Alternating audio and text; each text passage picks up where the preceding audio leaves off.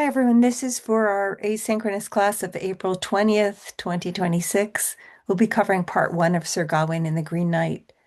In the module for these next 2 weeks, I've given you a lot of material summarizing the poem and a couple of other references to contemporary experiences of this poem. So we'll be talking about those, but you might want to take a look. There's one manuscript of the poem. And here it is. It's in a miscellany, preceded by three religious poems, and then this wonderful medieval romance. It is an illuminated manuscript. Our poem has four illustrations. So the first one you'll see here in this folio, and I'll be talking about this one for all of part one. So let's get started. Oh, there's one more thing.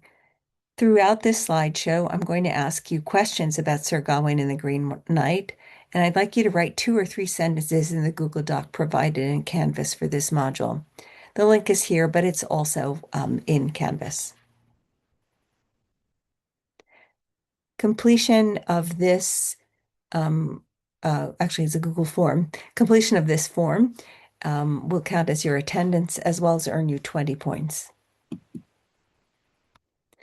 All right, so the poem begins this way. We're working with Tolkien's translation, which is a pretty faithful translation, tries to replicate the sound, the alliteration, the rhythm of the original poem. It's not as lyrical as other translations, but it's sort of faithful and sort of sounds like the Middle English. By reading this, you can see the progression of the language over time. And so I like to use this in this kind of a class. So the poem begins, when the siege and the assault had ceased at Troy, and the fortress fell in flame to firebrands and ashes. The traitor who the contrivance of treason there fashioned was tried for his treachery, the most true on earth. It was Aeneas the noble and his renowned kindred who then laid them under lands, and lords became a well-nigh all the wealth in the Western Isles. When royal Romulus to Rome his road had taken in great pomp and pride, he peopled it first, and named it with his own name that yet now it bears. Tyrius went to Tuscany, and towns founded. Langobard in Lombardy uplifted halls, and far over the French flood, Felix Brutus on many a broad bank, and brave Britain established full fare, where strange things, strife and sadness at whiles in the land did fare. So you'll notice this very first stanza, I've chopped it off the last 4 lines, but this very first stanza is highly alliterative in Tolkien's translation. And most importantly, it's linking Britain's origins to the fall of Troy. It's also suggesting that there will be changes in the court. We're going to be looking at King Arthur's court. At Camelot, King Arthur is very young. Here he is in blue at the center of the image. This is a partial picture of the illustration I showed you on the previous slide. There's King Arthur in blue. In green, to his right, is Queen Guinevere. She's also quite young. And the gentleman with the axe on the left is none other than Sir Gawain. The time is Christmas and New Year's, and there are lots of celebrations underway. Question 1. Why does the Gawain poet, sometimes he's called the Gawain poet, sometimes the Pearl poet, because one of the 3 religious poems in the manuscript is the Pearl poem. We'll call him the Gawain poet because that's what we're studying. Why does the Gawain poet establish a connection from Troy to Britain? What's this about? What might this link suggest about King Arthur as Britain's chieftain?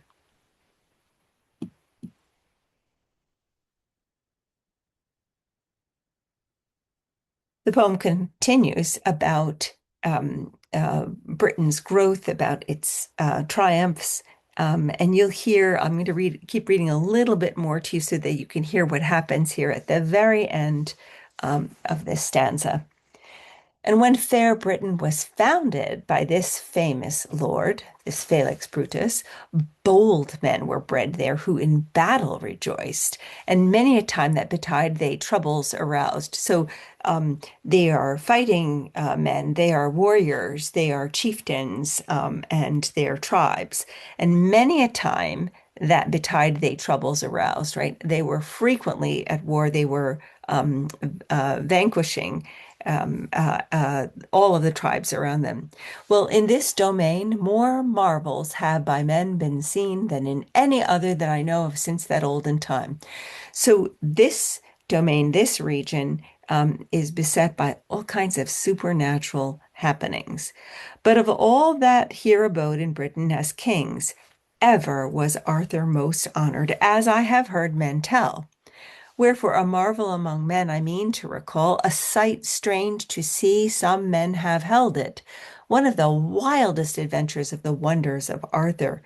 If you will listen to this lay but a little while now, I will tell it as once in town I have heard it told, as it is fixed and fettered, in story brave and bold, thus linked and truly lettered, as was loved in this land of old. You see these last four lines, this fixing and fettering, this chaining. The letters chain the story, right? Literacy chains a story, and it's a particular kind of literacy which is alliterative. That means that the beginnings of the words are rhyming, not the ends of the words. So brave and bold, thus linked and truly lettered. You can hear the L's on that line. And so there's a nod to the form, the genre of this particular medieval romance. Well, Camelot, this is the court at Christmas time, is full of a lot of fun, right? The fourth line above, amid merriment, unmatched, and mirth without care. So much happiness. This is a time for lots of good celebrating. And there are tournaments and jousts, and these trusty knights and gentle lords come to the court to play. It's a very young, happy, healthy place. King Arthur is going to look for uh, some things to enhance the merriment, and so he will be looking to be told some really good stories. In fact, he won't eat until he hears a story. Camelot is um, explained as emphasizing the courtly behavior, the kind of chivalry and honor that should be expected um, of a worthy group of loyal lords. The image on the right is also from this manuscript that ensconces the Gawain poem, the Sir Gawain and the Green Knight, but it's not a picture from that poem. This is a picture from the Pearl poem in which the dreamer lays down in the woods and falls asleep to have a dream, and will dream about a pearl of great price and how to find it. I include it here because it has some of the characteristics that we saw when we were looking at earlier about that beautiful manuscript for that earlier manuscript of the Romantanius. Look at the patterned trees; they are not natural, right? They are sort of fabulously patterned and designed. Look at the way that the image is cut horizontally on the line, including the reclining body of the dreamer. And the color symbolism, as you can see, this is clearly someone who is worthy and is at rest.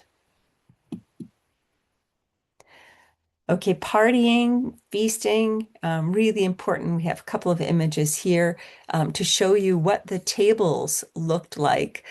These are not from the Gawain manuscript either, but they are nearly contemporaneous. The one at the top is really interesting because you can see the servants marching in with all kinds of dishes to honor the nobles at the table. You'll also notice that this table is set up outside. You see that stylized tree on the right.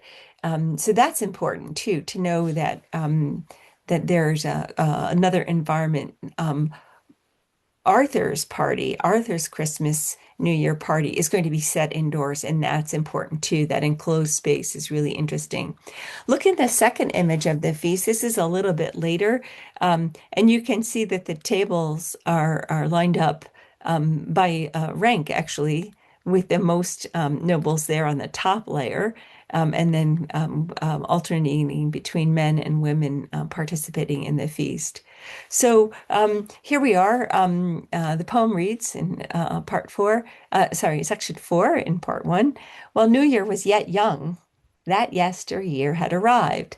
That day double dainties on the dais were served. When the king was there come with his courtiers to the hall, and chanting of the choir in the chapel had ended. So they have a sense of precedence here. The food comes only after they've been to church. They make a lot of noise, right? It was on the 12th day of Christmas here, Noel announced, line 65, Noel announced anew and named it full often. And then they ran anon with New Year's gifts. Hansels, Hansels, they shouted and handed them out. Competed for those presents in playful debate. Ladies laughed loudly, though they lost the game. And he that won was not woeful, as may well be believed. That he that won was not woeful. There's interesting litotes, right? Gross understatement. He's pretty happy because he's getting a prize. So this compensation at the feast, we've talked about this. This is all part of building the reciprocity needed to have a successful court. So when their meat is served, they washed and mannerly they went to their seats, lining up as you see in the images on the left-hand side. And we see a particular portrait of Queen Guinevere.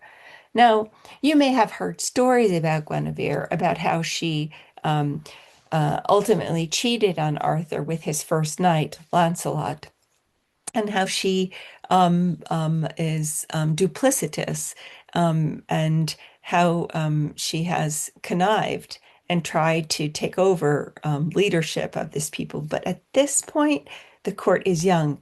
Guinevere and Arthur are very much in love, and she is just happy to be there, right? She is quite joyful. She is called Guinevere the Gay, was with grace in the midst of the adorned dais set. So that graciousness is a kind of blessing, a kind of purity, and the table is set beautifully, and everything is set around her to show off her incredible beauty. At line 81, that loveliest lady there on them glanced with eyes of gray, that he found ever one more fair, in sooth might no man say. She is the pinnacle of beauty with her gray or blue eyes, very unusual, and everyone admires her. So she is quite young, just as the whole court is. Question two. At this time, Camelot is just beginning. It's in its infancy. And the Gawain poet characterizes this court as young and hopeful. And Queen Guinevere is also innocent and loyal to Arthur. Her treachery doesn't happen until a little while later. So, how do these particular details impact the upcoming contest with the Green Knight? And why does Gawain undertake this quest?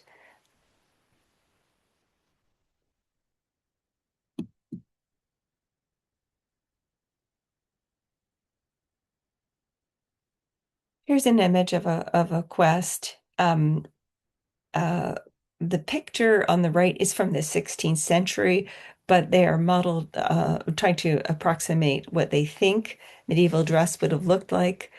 So I share it with you here just because it dramatizes what's happening in the text in section 5. Well, Arthur will not eat until all were served. Good. He's a good host, right? He's not going to have any food until everyone else has eaten. But there's a problem. His youth made him so merry with the moods of a boy.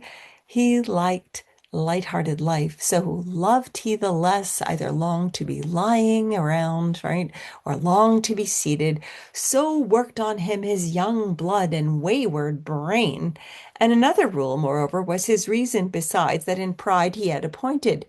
It pleased him not to eat upon festival so fair, ere first he were apprised of some strange story or stirring adventure, or some moving marvel that he might believe in of noblemen, knighthood, or new adventures, or a challenger should come seeking a champion to join with him in jousting, in jeopardy to set his life against life, each allowing the other the favor of fortune were she fairer to him. This was the king's custom wherever his court was holden, at each famous feast among his company in the hall. So his faith does proud appear, and he stands up stout and tall, all young in the new year. Much mirth he makes with all. So he won't eat until everyone's served, but he also won't eat until he hears a story told. So there's a kind of immaturity about him, and a kind of conjuring up of what's to come. In a way, it's as if he willed the contest with the Green Knight to happen because he wants some strange story or stirring adventure or some moving marvel that he might believe in of noble men, knighthood, or new adventures. Or a challenger should come seeking a champion, seeking to join with him in jousting. So it's as if he's conjured up the Green Knight. Question 3. Characterize King Arthur at this moment during the Christmas feast. What is he requesting? How will his desire be fulfilled? And does his desire for a marvel come to fruition with the appearance of the Green Knight?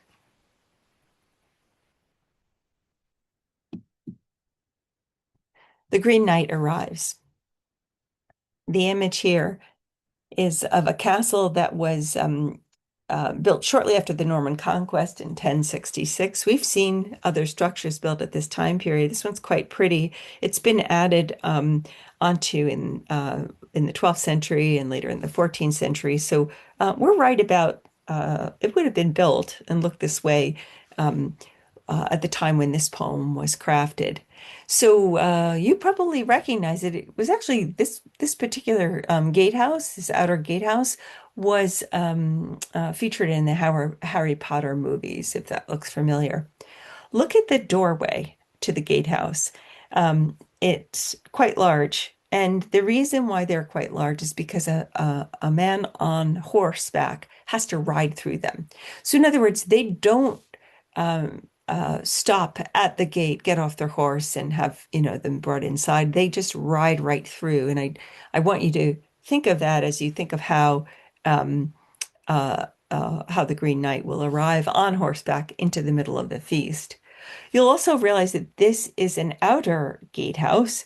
So there are a series of these doors before you get to the castle. And it would have been courteous, it would have been most polite for a horseman to get off his horse once he's in these protected walls. So probably should have dismounted after this gatehouse, but that doesn't happen in this story. I'm showing you in the image on the right what the Green Knight does not look like. This is a coat of arms for from a much later period. You can see this in the Metropolitan Museum of Art. It's a permanent exhibit. There are many um, uh, armored knights on horseback. When you see the description in the next couple of slides, said that the Green Knight is not wearing anything like this. No hauberk, no helm, no helmet. The horse is not mettled, right? But it is clothed in something that's quite different. And that's what this segment shows. So I'm showing you this as an antithesis of what is actually happening. The main reason I have it is there you can see that the exhibit is mounted on a slight platform of about 6 inches off the ground. But look at the woman on the right, okay, and that will give you a sense of the scale of how large the gate door had to be to the room if someone on horseback had to ride into the room. Just think about your own front door. Your own front door would have to be twice the height of most usual, most standard door sizes to get something this large in. And you can see that by looking at this woman's, the scale of this woman next to the rider. Okay, so the text says that, well, at line 134, for hardly had the music but a moment ended, and the first course in the court, as was custom, been served, when there passed through the portals a perilous horseman, the mightiest on Middle Earth in measure of height, from his gorge, his throat, to his girdle, his waist, so great and so square, and his loins and his limbs so long and so huge, that half a troll upon earth I trow that he was. So he's so gigantic.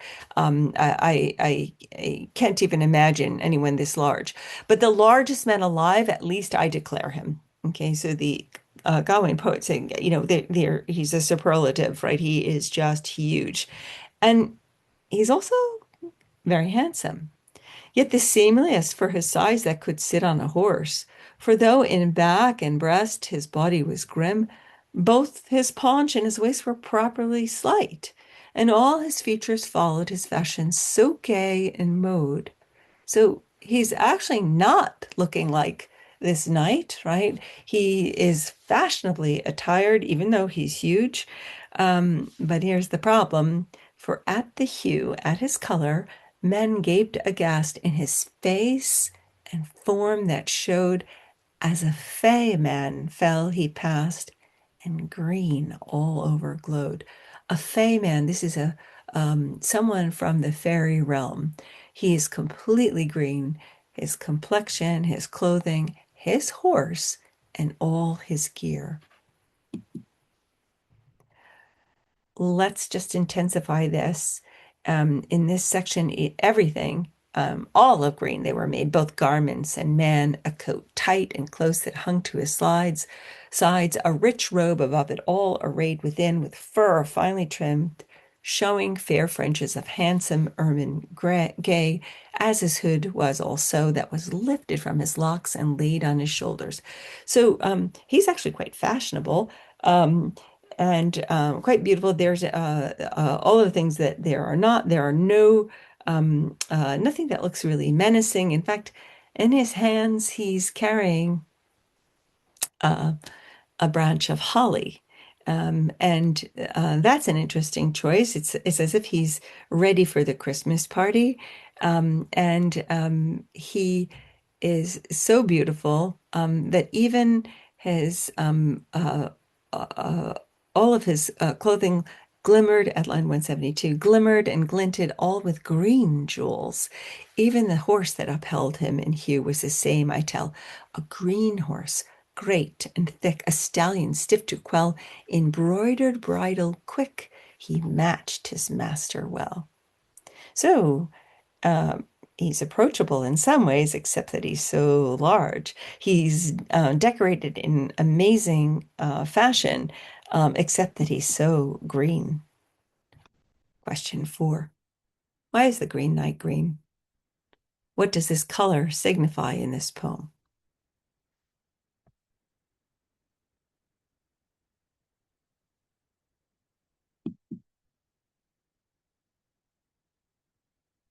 Well, the Green Knight arrives and he proposes a game for Christmas time. This is what Arthur asked for, isn't it? The challenge is, hey, take my axe, hit me once, and then on one condition, you come find me within a year and a day, and I'll do the same for you.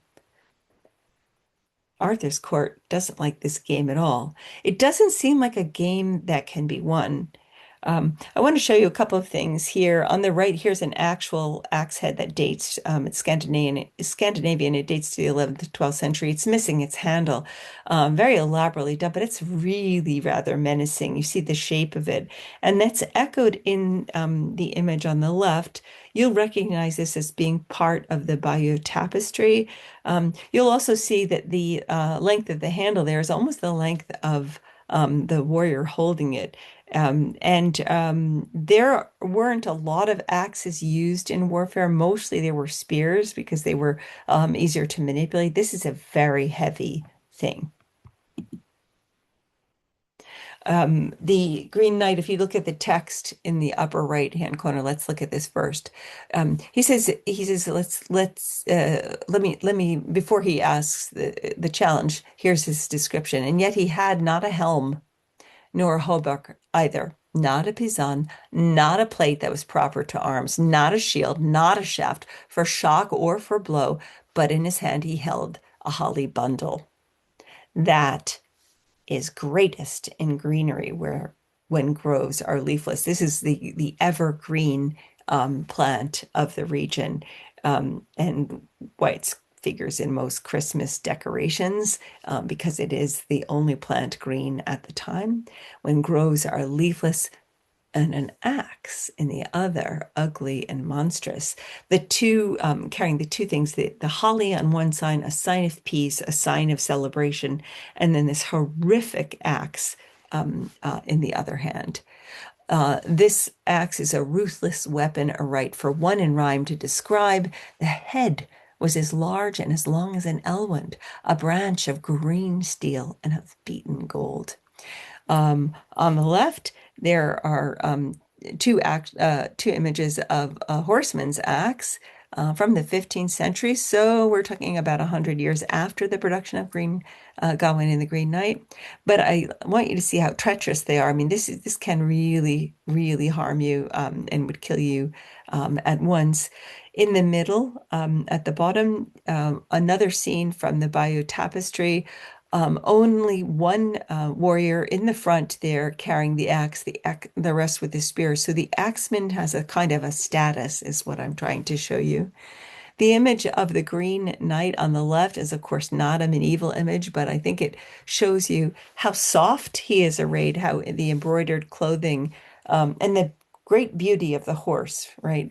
It's the only difficulty is that he's huge, half of a giant, after all, and also green. This greenness is a problem for a message for this court.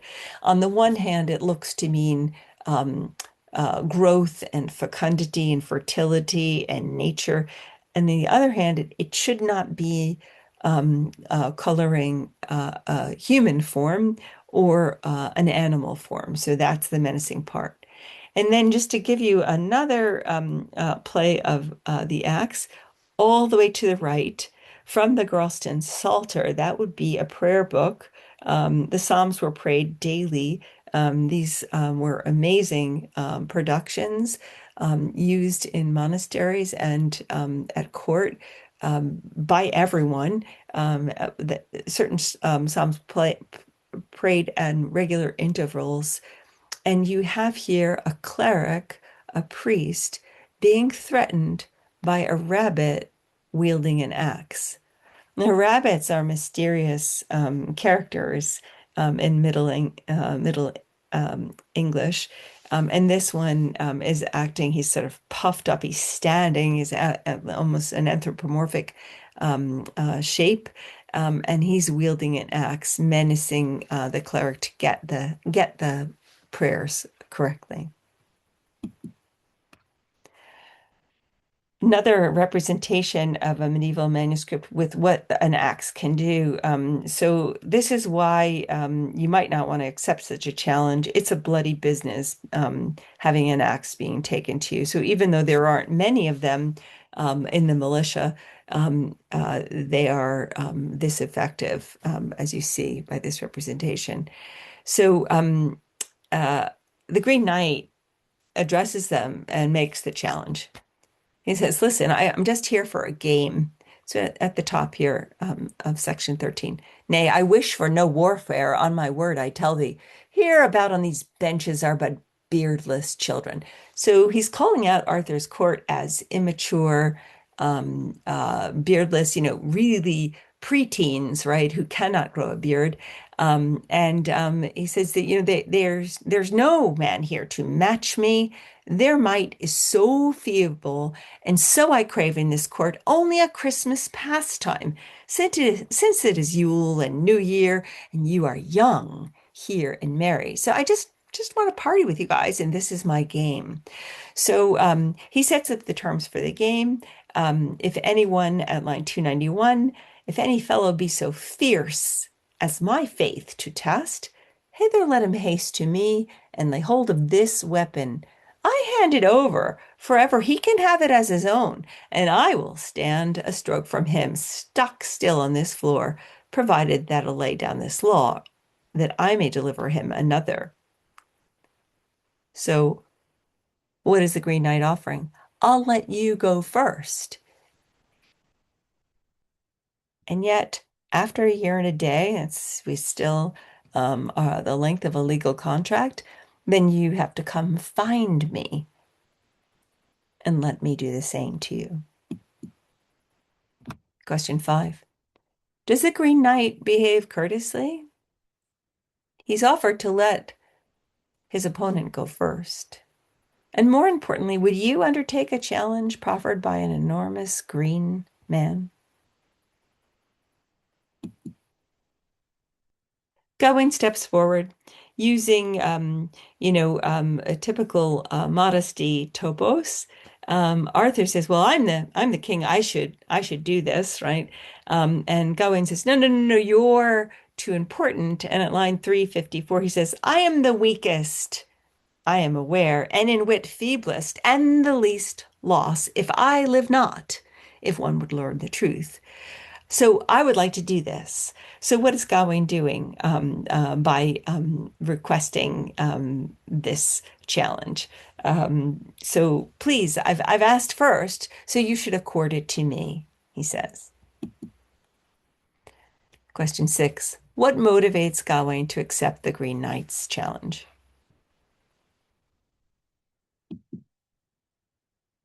Well, as you can see from the picture, you read the across the top first. That's Gawain in the red, asking Arthur in the blue, "Please let me do this." And then Arthur does agree, and then they have their contest. And you see in the second series, in the second line, that Gawain has actually beheaded this Green Knight. He has succeeded. And the weird thing is that the Green Knight does not die. And in fact, he picks up his own head and repeats the terms of the challenge. Um, at line 427, we see the results. The fair head to the floor fell from the shoulders, and folk fended it with their feet as forth it went rolling. The blood burst from the body, bright on the greenness, and yet neither faltered nor fell the fierce man at all. But stoutly he strode forth, still strong on his shanks, and roughly he reached out among the rows that stood there, caught up his comely head, and quickly upraised it, and then hastened to his horse, laid hold of the bridle, stepping into a stirrup iron, and strode up aloft, his head by the hair in his hand holding. Interesting. So the fair folk fended it with their feet. They are treating it as if it's a soccer ball, I think. The blood, which is red, bursts forth bright on the greenness, those Christmas colors in action.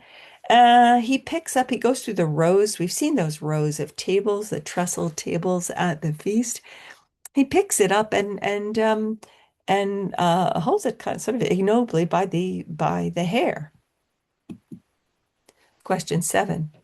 Why does the Gawain poet indulge in this comedy of having the Green Knight's head roll around on the floor as if it is a kind of a soccer ball?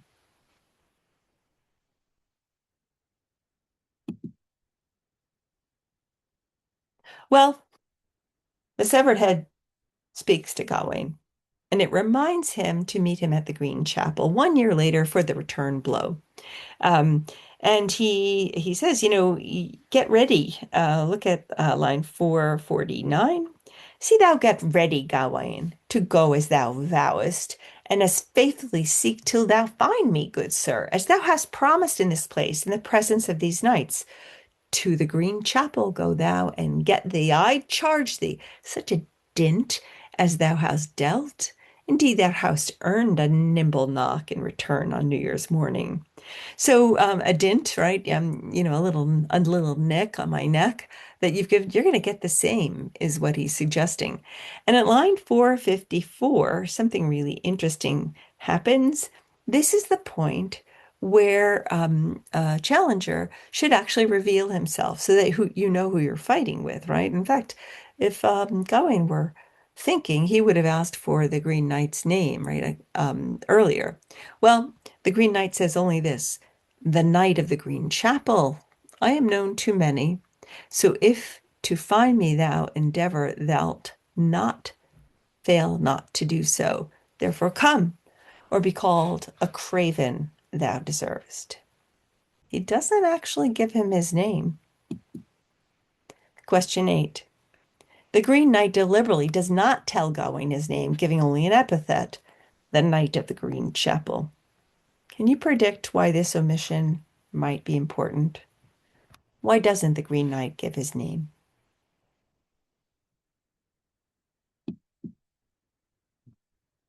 Well, the Green Knight departs and the court resumes its celebration, but the tone seems to have changed.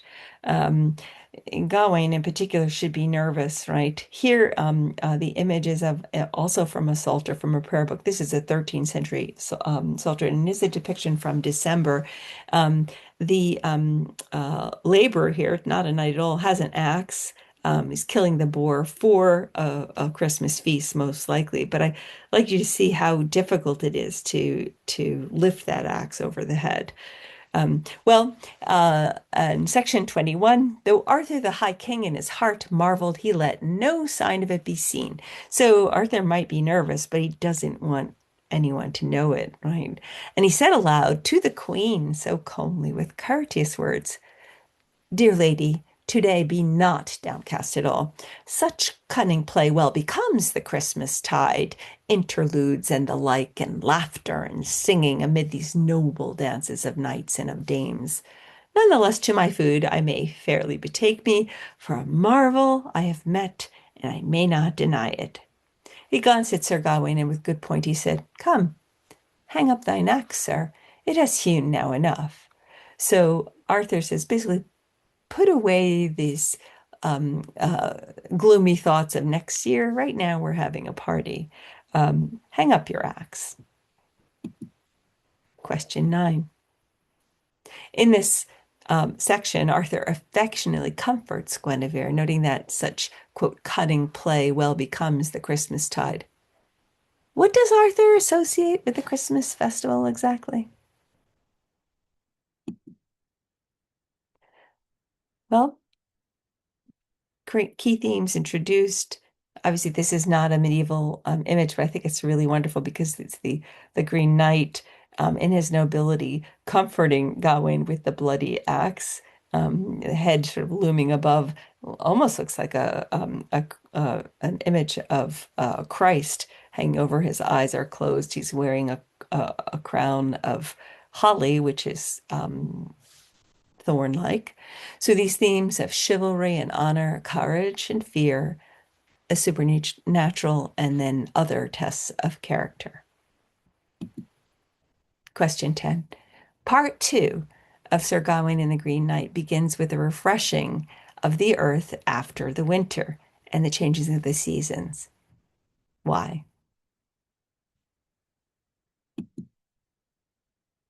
Okay, that's our lesson for today. You have this assignment with the 10 questions to do, as you have seen. The link is in the module.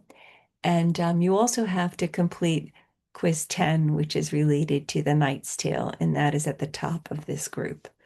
I'll see you very soon. Thanks for your attention.